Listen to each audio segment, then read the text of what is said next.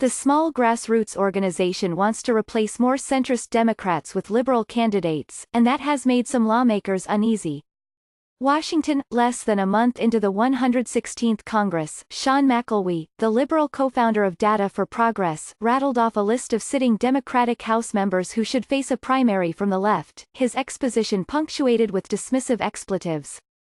There was Representative Stephen F. Lynch of Massachusetts, a moderate, perennial primary target who voted against the Affordable Care Act in 2010, Representative Henry Cuellar of Texas, who raised money for a Republican House incumbent last year as a popular Democratic challenger was closing in, Representative Daniel Lipinski, an old-school Chicago-area politician who has voted against gay marriage and tried to sink Obamacare, and Representative Elliot L. Engel of New York, the chairman of the House Foreign Affairs Committee who has clashed with one of the highest-profile liberal freshmen, Ilhan Omar of Minnesota. Mr. McElwee, a pollster and political advisor, has floated all of those names to Justice Democrats, a small grassroots organization that burst onto the political scene last year after coordinating Alexandria Ocasio-Cortez's stunning primary defeat of Joseph Crowley of New York, the number 4 Democrat in the House at the time.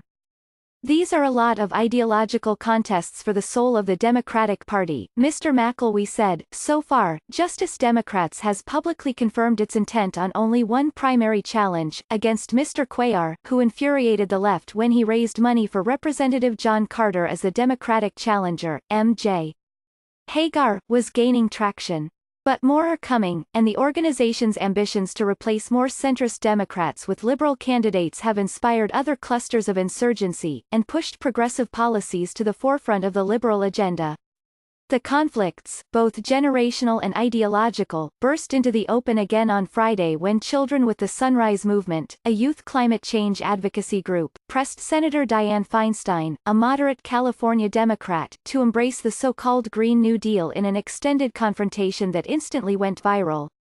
Justice Democrats, built in part by former staff members for Senator Bernie Sanders's 2016 presidential campaign, has made some lawmakers uneasy, and invited comparisons to conservative groups that have bedeviled Republican leaders and pulled that party to the right. Democratic lawmakers say their big tent party must embrace varying degrees of liberal ideology to match the House districts they hope to represent. I support the principle of open competition, said Representative R.O. Khanna, Democrat of California and an ardent liberal whom Justice Democrats claims as one of its own. But, Mr. Khanna added, I'm not going to be spending any of my efforts recruiting, supporting candidates against my colleagues. I'd rather we build and form a consensus.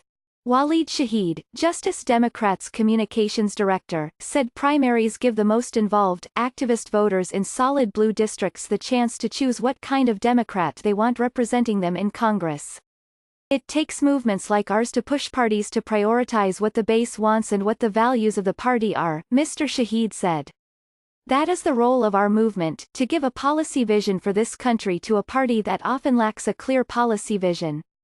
A spokesman for the Democratic Congressional Campaign Committee, the campaign arm of House Democrats, said its focus remained on defeating President Trump and expanding the current House majority.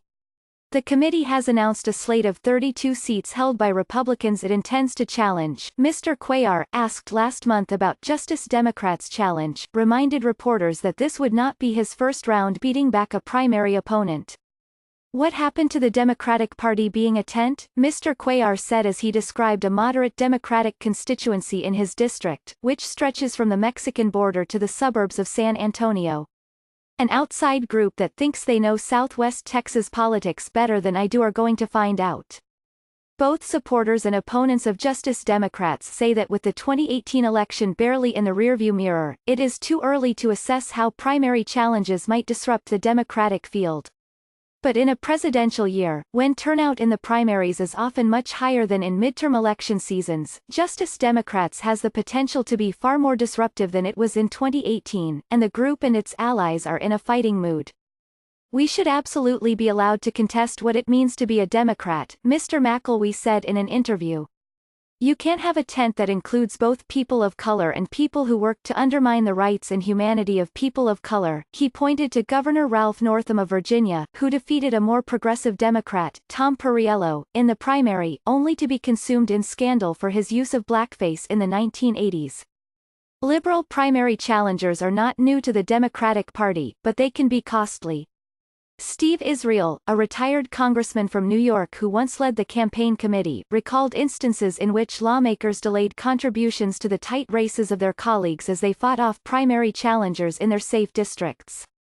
Now, the challenges carry more weight. It didn't have the energy and the intensity that it does now, Mr. Israel said, adding, every challenge has to be taken seriously. Ms. Ocasio-Cortez caught Mr. Crowley off guard, but this time, Justice Democrats' targets will see a challenge coming, although awareness is not necessarily a guarantee for survival. Months after Ms. Ocasio-Cortez's victory, Ayanna S. Presley, a Boston City Councilwoman endorsed by the group, successfully toppled Michael Capuano, a 10-term Massachusetts congressman. Mr. Shahid acknowledged that Justice Democrats, with 12 full-time and part-time staff members, had some missteps to learn from.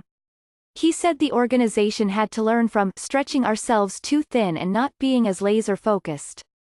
He noted that the group would back a smaller group of candidates and focus solely on races in secure Democratic districts.